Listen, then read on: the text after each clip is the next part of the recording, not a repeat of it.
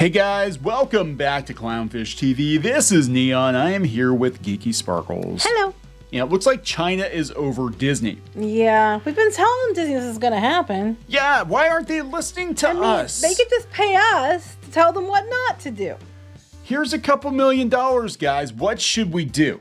Yeah, What should we do? Yeah, that's how that's going to work. So Jungle Cruise flopped in China, and there's outrage over Shang Chi. We're going to talk about that. This movie's probably never going to get released in China. Eternals, obviously not going to get released in China either. And you know what? The truth is, China doesn't need Disney. They don't need Hollywood. They don't need Hollywood at all. But Disney has, in particular, has spent so many years pandering to China, even building another theme park in Shanghai, just to push their movies, because I think they got a taste of that with Pirates of the Caribbean. It was a huge hit in China, but not so much over here. And China, I think, has the biggest box office, don't they? Yes. Yeah, well, we can see, the #1 movie globally. Chinese movie. Actually, 3 of the top 5 films globally were Chinese movies, and they make the American takes look very anemic. All right, so we're gonna talk about that. China getting over Disney. Before we get into it any further, please subscribe for more pop culture news, views, and rants, guys. Over 240,000 subs. Woo! Almost 241. We're almost Really? there. Yeah, we're getting there. Yay! We're getting there, guys. Thank you so much for the support. We do talk a lot about Disney, talk about pop culture.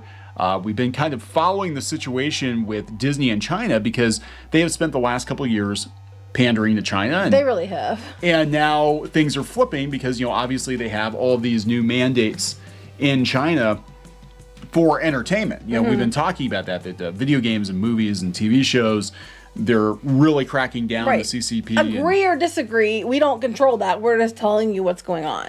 So what's happening is China's basically making movies for themselves. They are the biggest potential box office audience. Well, a lot of these countries, China already was, a lot of these countries already were, but after the pandemic and a lot of Hollywood films got stalled out and they couldn't release it because of theaters, a lot of countries started making their own films. They don't need Hollywood. No, and I think this is going to happen with India too. I know Hollywood is chasing India, but they've already got Bollywood, and these things are huge. Oh yeah, for years they've had Bollywood.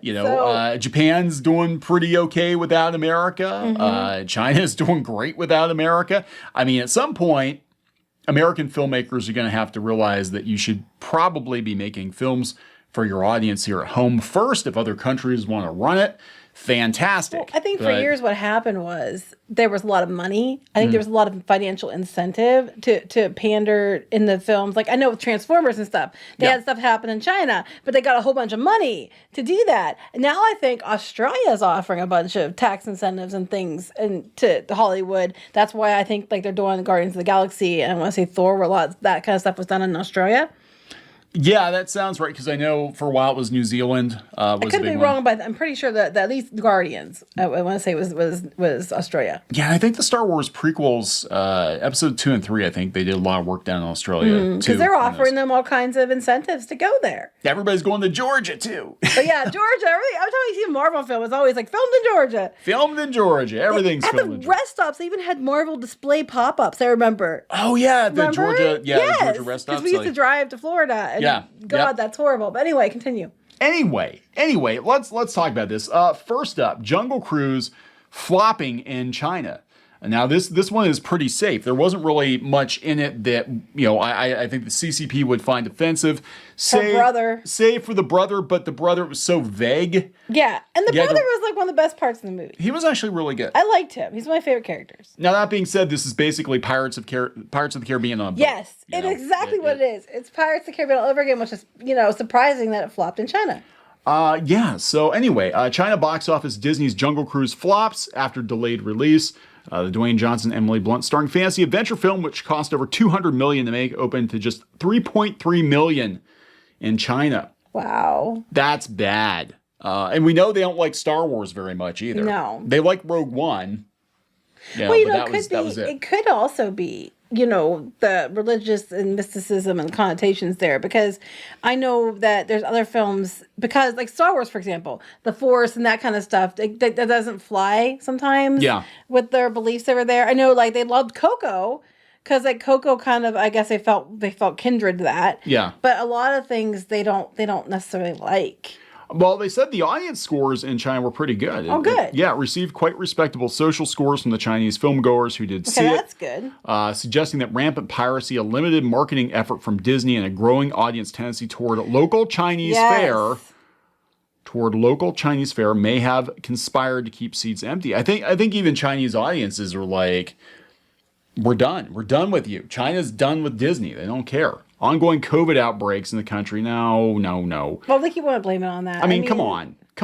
These were all released during COVID, and look, they still look at the fine. money, ridiculous money. Yeah, I don't think that's it's not that. It's not that. So they said another Chinese movie, Be Someday, put both The Rock and Bond to shame, opening with $20 million. It's followed in second place by Anita, a biopic of the great Hong Kong Canto pop star, debuted with $6.3 million. Again, that Chinese war epic continued marching into the record books. $882 million. Yeah. So they're just moving on without you, Hollywood. Yeah, China's over Disney. I mean, they are. And it's only going to get, I mean, this is the thing. Like, Disney at some point is going to have to pick, too, because now that they're tripling down on their diversity and inclusion initiatives and, representation, all that. I mean, this is right before China put the hammer down, and they're like, no, we're not doing any sort of LGBTQ anything. In fact, we've got very strict guidelines as to what you can and can't put on screen. So that's going to be at odds with Hollywood. Well, that's what they had a problem with Milan. Yeah. Milan too. Apparently what was going around was that there was a kiss scene in the movie and some other stuff, and they felt that it should be removed, and people were wondering if it was because she was doing that I'm a boy, I'm a girl, kind of thing, and it was going to be questionable to Chinese audiences, so they changed Milan for that reason. I think it's one of the reasons they made the character into two characters. The male character lead was broken into two different characters for that movie. Yeah, that was my understanding too. So they made a lot of changes to Mulan to appease China, and it still didn't work. Right. So just don't do that. Just make movies that people will like to the target audience that's here. Yeah. Okay, and then you said something about there's a Shang-Chi. Yeah, there's Shang-Chi. Shang-Chi. I really hate when you do that. Anyway, go ahead. Shang-Chi, literally made for China, right? And then we had Simu Liu, talking smack about the CCP. Yeah, which probably doesn't help. That didn't help their case any. You're not allowed to say anything like that. But now there's another controversy. They said that they think there's a hidden Tiananmen Square reference. Where was that? In the bus scene. There was a number on the bus. Oh. So, yeah, so this is like as if they didn't have enough going against them already. So back the bus up, back up the bus, yeah. That which actually was a pretty good. It was pretty cool, actually. That was pretty good. It was pretty cool. Anyway, they already had problems because China's like, this is very stereotypical. This is what Westerners think. They did. That was when they had the trailers. You can go out. That's completely provable. If you go out to the trailers, and they had in the Chinese trailers that when you translate the comments, a lot of them were very upset. They felt they were being stereotyped. They felt that they didn't think that this guy was cute.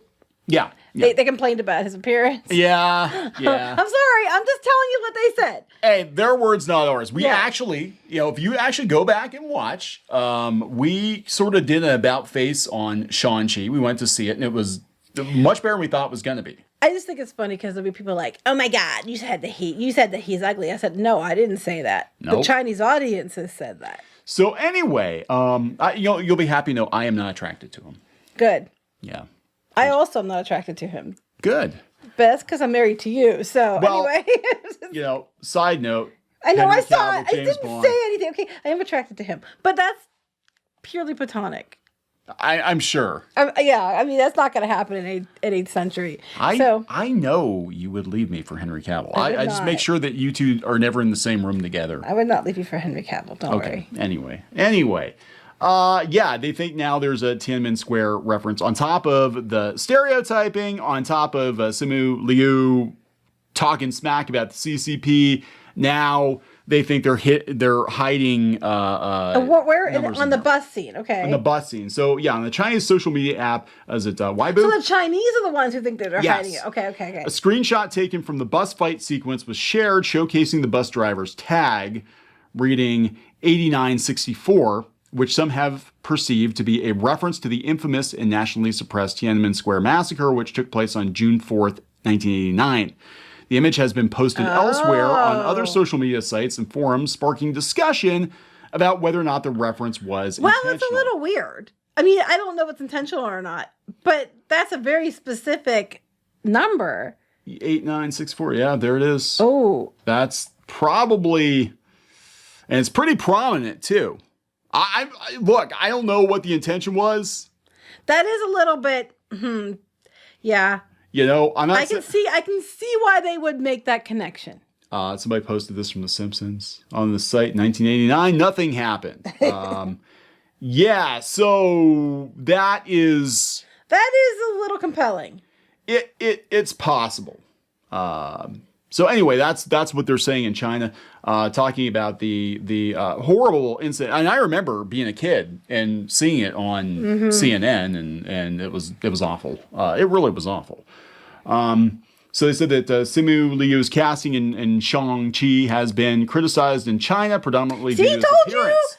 Due to his appearance. I told you. More recently, he came under fire because of an old interview. And he described the China that his parents grew up in and were forced to flee from in the interview, which was captured in the images. And they tried to delete it. But, Liu recalled his parents' stories about growing up in communist China.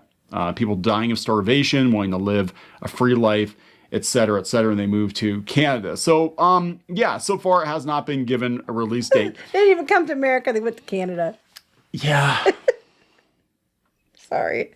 I just found that funny. No, I don't think it's Canadians. I just think it's hilarious because he keeps going on there and shooting his mouth off about people and see, I told you I'm going to win and stuff like that. And it's just funny to me. Anyway. Blame Canada. Yeah.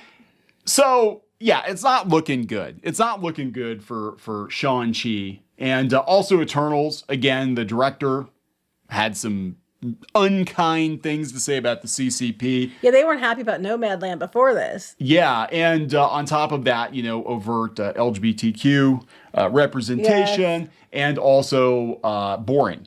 Also a very boring Most movie. of the people complained about most of the reviews, most of the people I've talked to, their complaint had nothing to do with representation. It's boring as hell.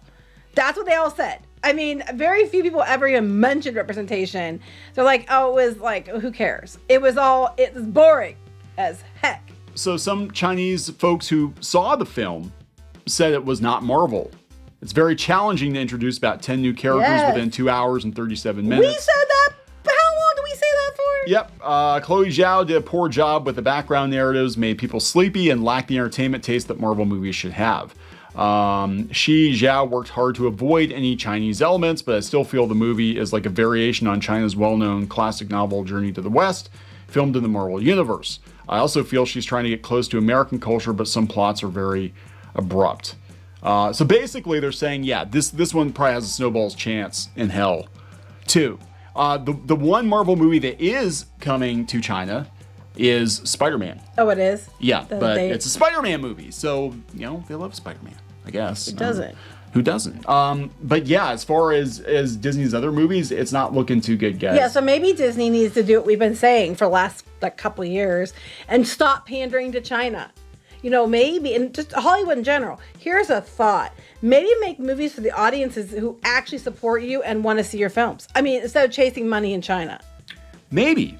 We'll see. It might be a tough lesson. Well, now with all the diversity and inclusion initiatives, they're going to be hard-pressed to go chase it in China.